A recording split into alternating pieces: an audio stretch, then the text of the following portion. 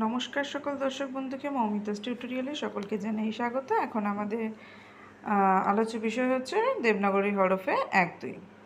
দেবনাগরী হরফে এই হচ্ছে 1 2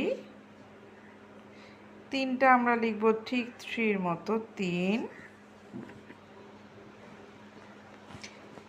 4টা লিখব 4-এর মতোই হবে, ওপরটা ফাঁকা 4, 5টা হবে 4-এর মতো 5।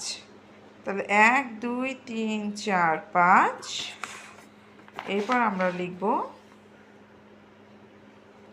উল্টো 3-এর মতো 6, 7 হবে দেখতে ঠিক 3-এর মতো,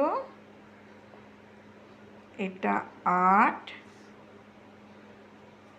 এটা হচ্ছে 9, খানিকটা খন্দতার মতো দেখতে, আর এটা হচ্ছে 10। 6 7 8 9 10। তো এই হচ্ছে আমাদের সংস্কৃত 1 থেকে 10 পর্যন্ত সংখ্যা।